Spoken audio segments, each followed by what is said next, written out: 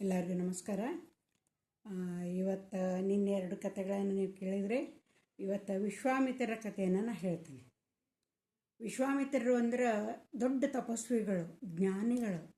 ಅವರು ಸಪ್ತರ್ಷಿಗಳಲ್ಲಿ ಒಬ್ಬರು ಅಂತ ಹೆಸರು ಪಡೆದಿದ್ರು.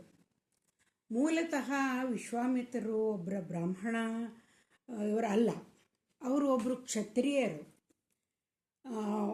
ಗಾದಿ ಮಹಾರಾಜನ ಮಗ ಅವರು ಕ್ಷತ್ರಿಯರು.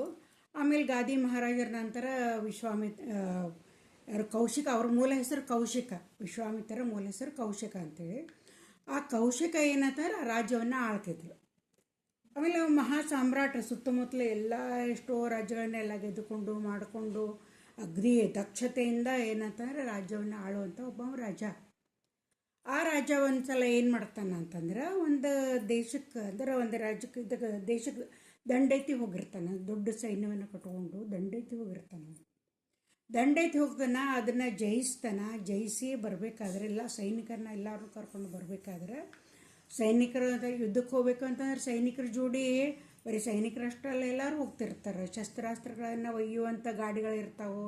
ಅವ್ರಿಗೆ ಅಲ್ಲಲ್ಲೇ ಊಟ ತಿಂಡಿಯನ್ನು ವ್ಯವಸ್ಥೆ ಮಾಡುವಂಥ ಅಡುಗೆಯವ್ರು ಇರ್ತಾರೆ. ಅಡುಗೆ ದಾಸ್ತಾನು ಇರ್ತೈತಿ. ಆನಂತರ ಅವರು ಡೇರೆಗಳನ್ನು ಅಲ್ಲಲ್ಲೇ ಡೇರೆಗಳನ್ನು ವಿಶ್ರಾಂತಿಗಾಗಿ ಹಾಕುವಂಥ ವ್ಯವಸ್ಥೆ ಇರ್ತೈತಿ. ಇವರೆಲ್ಲರನ್ನೂ ಕಟ್ಕೊಂಡನ್ನು ಹೋಗ್ಬೇಕಾಗ್ತಿರ್ತೈತಿ. ಅಲ್ಲಿ ವಿಜಯಿಯಾಗಿ ಅವ್ನು ಬರಬೇಕಾದ್ರೆ ಏನಾಗ್ತೈತಿ ಅಂತಂದ್ರೆ, ಅಲ್ಲಿ ದಾರಿಯೊಳಗೆ ಯಾವೂ ಹಿಂಗೆ ನೀರಿನ ಮೂಲಗಳು ಕಾಣಿಸಂಗಿಲ್ಲ. ಅಂದರೆ ಅಡುಗೆ ಮಾಡಬೇಕು, ಸ್ವಲ್ಪ ಊಟ ಮಾಡಿಕೊಂಡು ಬಿಡಬೇಕು ಅಂತಂದ್ರೆ ನೀರಿನ ಯಾವ ಮೂಲಗಳು ಕಾಣಂಗಿಲ್ಲ. ಹಂಗೆ ಬರ್ತಿರ್ತಾರೆ ಅವರು. ಬರಬೇಕಾದ್ರೆ ಏನಾಕೈತಿ, ಕೆಟ್ಟ ಬಿಸಿಲು ತನ್ನ ರಾಜ್ಯಕ್ಕೆ ಹೊಳೆ ಬರ್ತಿರ್ತಾನೆ. ಕೆಟ್ಟ ಬಿಸಿಲು, ಸೈನಿಕರೆಲ್ಲ ಹಸಿದು ಬಿಟ್ಟಿರ್ತಾರೆ. ಅವನಿಗೂ ರಾಜಗೂ ಹಸಿವಾಗಿರ್ತೈತಿ. ಆ ನಂತರ ಏನಾಗ್ತದೆ, ಕೆಟ್ಟ ದಣುವಾಗಿರ್ತೈತಿ. ಅವ್ರಿಗೆ ಸ್ವಲ್ಪ ವಿಶ್ರಾಂತಿ ಬೇಕಾಗಿರ್ತೈತಿ. ಏನಾರು ಸ್ವಲ್ಪ ಉಣ್ಣಾಕ ಏನಾರು ಸ್ವಲ್ಪ ಬೇಕಾಗಿರ್ತೈತಿ. ಅದರಲ್ಲಿ ಎಲ್ಲೂ ವ್ಯವಸ್ಥೆ ಮಾಡಬೇಕು ಅಂತಂದ್ರೆ ಸರಿಯಾದಂಥ ಒಂದು ಪರಿಸರನೇ ಇರುವುದಿಲ್ಲ. ಅವ್ರೇನು ಮಾಡ್ತಾರೆ, ಹಂಗೆ ಹುಡುಕಾಡಿ ನೋಡೋಣ ಎಲ್ಲಾರ ಒಂದು ಒಳ್ಳೆಯ ವ್ಯವಸ್ಥೆ ನಾವು ಸಿಗ್ತೈತೆ ಅನ್ಕೋತ ಹಂಗೆ ದಣದ ಬರ್ತಿರ್ತಾರೆ. ಆಮೇಲೆ ಅಲ್ಲಿ ದೂರದೊಳಗೆ ಏನು ಕಾಣಿಸ್ತೈತಿ ಅಂದ್ರೆ, ಒಂದು ಕುಟೀರ ಕಾಣಿಸ್ತೈತಿ. ಗುರುಕುಲಗಳು ಅಂಥೇಳಿ. ಮೊದಲ ಗುರುಕುಲದಲ್ಲಿನ ಇವು ರಾಜರು, ರಾಜ್ಕುಮಾರರು ಎಲ್ಲರೂ ಅಭ್ಯಾಸ ಮಾಡ್ತಿದ್ರು. ಅಲ್ಲಿ ಗುರುಗಳಿದ್ದವರು ಅವರ ವಿದ್ಯಾಭ್ಯಾಸವನ್ನು ಹೇಳಿಕೊಡ್ತಾಯಿದ್ರು. ಗುರುಮಾತೆ ಇದ್ದಕ್ಕೆ ಅವರೆಲ್ಲ ವ್ಯವಸ್ಥೆಯನ್ನು ಗುರುಮಾತೆ ಮಾಡ್ತಾಯಿದ್ಲು. ಅಲ್ಲಿ ರಾಜ್ಕುಮಾರಿಗೂ ಇತರ ಸಾಮಾನ್ಯ ಜನರಿಗೂ ಏನೂ ವ್ಯತ್ಯಾಸನೇ ಇರಲಿಲ್ಲ. ಎಲ್ಲರೂ ಎಲ್ಲ ಕೆಲಸನೂ ಮಾಡಬೇಕು. ಎಲ್ಲ ದನ ಸಗಣಿ ಬೆಳಿಬೇಕು, ಅಡುಗೆ ಕೆಲಸಕ್ಕೆ ಸಹಾಯ ಮಾಡಬೇಕು, ಕಾಡಿಗೆ ಹೋಗಿ ಕಟ್ಟಿಗೆಯನ್ನು ತೊಗೊಂಬರ್ಬೇಕು, ಕಸ ಗುಡಿಸ್ಬೇಕು. ಆನಂತರ ಇವೆಲ್ಲ ಕೆಲಸಗಳನ್ನು ಎಲ್ಲರೂ ಮಾಡಬೇಕು. ರಾಜ್ಕುಮಾರ್ ಹಿಡ್ಕೊಂಡು ಎಲ್ಲರೂ ಮಾಡಬೇಕು. ಎಲ್ಲರಿಗೂ ಒಂದೇ ರೀತಿಯಾದಂಥ ಊಟ, ಎಲ್ಲರಿಗೂ ಒಂದೇ ರೀತಿಯ ಚಾಪೆ ಮೇಲೆನ ಮಲ್ಕೋಬೇಕು. ಆಮೇಲೆ ಈ ರೀತಿ ಗುರುಕುಲಗಳ ವ್ಯವಸ್ಥೆ ಇತ್ತು. ಅಂದ್ರೆ ಅಲ್ಲಿ ಯಾರಿಗೂ ವ್ಯತ್ಯಾಸ ಅಂತಂದು ಹೇಳಿ ಆಗಬಾರ್ದು. ಯಾವ ಹುಡುಗರಿಗಾಗಲಿ ರಾಜ್ಕುಮಾರಿಗಾಗಲಿ ಏನೂ ಅದು ಅನ್ನಿಸ್ಬಾರ್ದು ಅಂತಂದೇಳಿ ಈ ವ್ಯವಸ್ಥೆ ಇರ್ತಿತ್ತು. ಆ ಒಂದು ಗುರುಕುಲ ಇದ್ದದ್ದು ಅವಾಗ ಕಾಣಿಸ್ತೈತಿ. ಖುಷಿ ಆಕೈತಿ, ಗುರುಕುಲ ಐತಿ, ನಮ್ಗೆ ಏನಾರ ಅಲ್ಲಿ ವ್ಯವಸ್ಥೆ ಆಗ್ತೈತಿ ಅಂತ ಹೇಳಿ ಹೋಗ್ತಾರೆ. ಅಲ್ಲಿ ಮುಂದೆ ಸ್ವಲ್ಪ ಜನ ಹೋಗಿ ಏನು ಮಾಡ್ತಾರೆ, ಕುದುರೆ ಮೇಲೆ ಹೋಗಿ ಹಿಂಗೆ ಕೌಶಿಕ ಮಹಾರಾಜರು ಬರಾಕತ್ತಾರ ಅಂಥೇಳಿ. ಅದು ವಶಿಷ್ಠರ ಆಶ್ರಮ. ವಶಿಷ್ಠರು ಅಂದ್ರೆ ಬಹಳ ತಪಸ್ವಿಗಳು. ಅವರು ತುಂಬ ಜ್ಞಾನಿಗಳು. ಅವರು ಬ್ರಹ್ಮರ್ಷಿ ಅಂತಂದು ಹೇಳಿ ಹೆಸರು ಪಡ್ಕೊಂಡಂಥವ್ರು. ಅಷ್ಟೊಂದು ತಪಸ್ಸನ್ನು ಆಚರಣೆ ಮಾಡಿದಂಥವ್ರು ಅವರು. ಆ ವಶಿಷ್ಠರ ಆಶ್ರಮಕ್ಕೆ ಒಬ್ಬರು ಕಳಿಸ್ತಾರೆ. ಹಿಂಗೆ ಕೌಶಿಕ ಮಹಾರಾಜ ತನ್ನ ಸೈನ್ಯದೊಂದಿಗೆ ಬರಾಕತ್ತಾನ ಅಂತಂದು ಹೇಳಿ ಇದು ಮಾಡ್ತಾರೆ. ಅವ್ರು ಸ್ವತಃ ಅವ್ರ ಹೆಸರನ್ನು ಕೇಳಿರ್ತಾರೆ ವಶಿಷ್ಠರು. ಅವರನ್ನೇ ಏನು ಮಾಡ್ತಾರೆ ಅಂದ್ರೆ, ಅವ್ರ ಸಮೀಪ ಬರೋದಕ್ಕೆ ಸ್ವತಃ ಹೋಗಿ ಅವ್ರನ್ನ ಬರಮಾಡ್ಕೊತಾರೆ, ಸ್ವಾಗತ ಮಾಡ್ತಾರೆ. ಆಮೇಲೆ ಸ್ವಾಗತ ಮಾಡಿಕೊಂಡು ಒಳಗೆ ಕರ್ಕೊಂಡು ಹೋಗ್ತಾರೆ. ಎಲ್ಲರೂ ದಣ್ಣದು ಬಿಟ್ಟಿರ್ತಾರೆ. ಅವ್ರಿಗೆಲ್ಲ ನೀರನ್ನು, ತಂಪು ಪಾನೀಯಗಳನ್ನು ಎಲ್ಲ ಕೊಟ್ಟು ಅವ್ರೇನು ಮಾಡ್ತಾರೆ ಅಂದ್ರೆ ಇದು ಮಾಡ್ತಾರೆ, ಉಪಚಾರ ಮಾಡ್ತಾರೆ.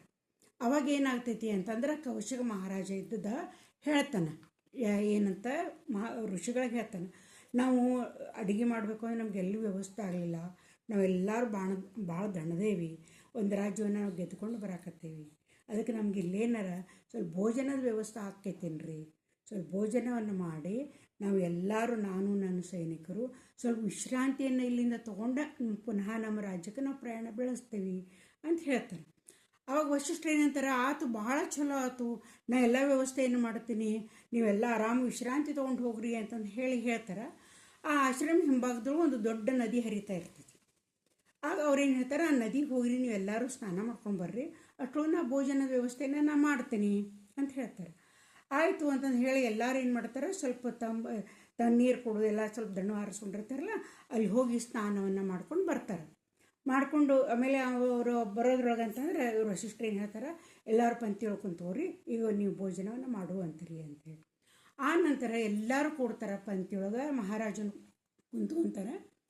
ಆವಾಗ ಅವರು ಆಶ್ರಮವಾಸಿಗಳು ಸಾಕಷ್ಟು ಜನ ವಿದ್ಯಾರ್ಥಿಗಳು ಇರ್ತಾರಲ್ಲ, ಕಲಿಯಕ್ಕೆ ಬಂದಿರ್ತಾರಲ್ಲ, ಅವರು ಎಲ್ಲನೂ ಒಂದು ದೊಡ್ಡ ದೊಡ್ಡ ದೊಡ್ಡ ದೊಡ್ಡ ತಾಟು ತೊಗೊಂಡು ಭಕ್ಷ್ಯ ಭೋಜನಗಳನ್ನು ತುಂಬಿದಂಥ ತಾಟುಗಳು ಅವನು ಎಲ್ಲರಿಗೂ ಒಂದೊಂದೊಂದೊಂದು ಕೊಟ್ಕೊಂತ ಹೋಗ್ತಾರ, ಅವ್ರು ಇಟ್ಕೊಂತ ಹೋಗ್ತಾರ. ಅದರೊಳಗೆ ನಿಮ್ಗೆ ಹೇಳ್ತೀನಿ ಎಷ್ಟೋ ಥರದ ಸ್ವೀಟ್ಗಳು, ಆ ನಂತರ ನಾನಾ ಥರದ ತಿನಿಸುಗಳು, ಆಮೇಲೆ ಪಾಯಸ, ಹೀಗೆಲ್ಲ ಸಿಹಿ ತಿನಿಸುಗಳು, ಇಷ್ಟು ಎಲ್ಲ ತುಂಬಿರ್ತೈತಿ ತಾಟ. ಏನು ತಿನ್ನಲಿ ಏನು ಬಿಡಲಿ ಅಂತಂದು ಹೇಳಿ ಅವ್ರಿಗೆಲ್ಲ ಆಶ್ಚರ್ಯ ಆಕೈತಿ, ಭಾಳ ಆಶ್ಚರ್ಯ ಆಕೈತಿ. ಅವ್ರ ಹೊಟ್ಟೆ ಕೆಟ್ಟು ಹಸ್ದಿರ್ತೈತಿಲ್ಲ, ಎಲ್ಲರೂ ಶಿಸ್ತು ಗಡದ್ದಾಗಿ ಊಟ ಮಾಡ್ತಾರೆ. ಗಡದ್ದಾಗಿ ಊಟ ಮಾಡ್ತಾರೆ. ಮಹಾರಾಜನು ಕೂಡ ಅಗ್ದಿ ತೃಪ್ತಿಯಿಂದ ಊಟ ಮಾಡ್ತಾನೆ. ಎಲ್ಲರೂ ಭಾಳ ತೃಪ್ತಿ ಆಕೈತಿ. ಭಾಳ ರುಚಿಯಾದಂಥ ಊಟ, ನಾನಾ ಥರದ ತಿನಿಸುಗಳಿರ್ತಾವೆ, ಊಟ ಎಲ್ಲನೂ ಊಟ ಮಾಡ್ತಾರೆ. ಊಟ ಮಾಡಿ ಸೈನಿಕರು ಏನಂತಾರೆ, ದಣದಿರ್ತಾರೆ, ಸ್ವಲ್ಪ ಹೊತ್ತು ಮಲ್ಕೊಂಡ್ಬಿಡ್ತಾರೆ ಆಶ್ರಮದೊಳಗೆ. ಮಲ್ಕೊಂಡು ಕೂಡೇನ ಏನಾಗ್ತೈತಿ ಅಂತಂದ್ರೆ, ಈ ಮಹಾರಾಜ ಏನು ಮಾಡ್ತಾನೋ ಭಾಳ ಆಶ್ಚರ್ಯ ಆಗ್ತೈತಿ. ಏನಂತಂದ್ರೆ, ನಾವು ಬರೀ ನದಿಯೊಳಗೆ ಹೋಗಿ ಜಳಕ ಮಾಡಿ ಬರೋದ್ರೊಳಗೆ ಇಷ್ಟು ಭಕ್ಷ್ಯ ಭೋಜನವನ್ನು ತಯಾರು ಮಾಡಿದಂಥ ಭೋಜನವನ್ನು ಹೆಂಗೆ ಬಡಿಸಿದ್ರು ಅಂತಂದು ಹೇಳಿ ಅವಾಗ ಆಶ್ಚರ್ಯ ಆಕೈತಿ. ಹಂಗಾರೆ ಆವಾಗ ಏನಂತಂದ್ರೆ ವಶಿಷ್ಠರಲ್ಲಿ ಕೇಳ್ತಾನೆ, ಅಲ್ಲ ಇಷ್ಟು ಕಡಿಮೆ ಅವಧಿಯೊಳಗೆ ನೀವು ಹೆಂಗೆ ಇವನ್ನೆಲ್ಲ ನೀವು ತಯಾರು ಮಾಡಿಸಿದ್ರಿ ಅಂತ ಕೂಡಲೇ ಅವರು ವಶಿಷ್ಠರಿದ್ದವರು ಅದರ ರಹಸ್ಯವನ್ನು ಹೇಳ್ತಾರೆ. ಆ ರಹಸ್ಯ ಏನು ಅನ್ನೋದನ್ನ ನಾನು ಮುಂದಿನ ಕಥೆಯೊಳಗೆ ಹೇಳ್ತೀನಿ. ಈಗಾಗಲೇ ವೇಳೆ ಆಯಿತು. ಮುಂದಿನ ಕಥೆಯೊಳಗೆ ಏನು ಅನ್ನೋದನ್ನ ಆ ರಹಸ್ಯವನ್ನು ನೀವು ತಿಳ್ಕೊರಿ. ಓಕೆ, ಇಲ್ಲಿಗೆ ಕತೆ ಮುಗಿಸ್ತೀನಿ.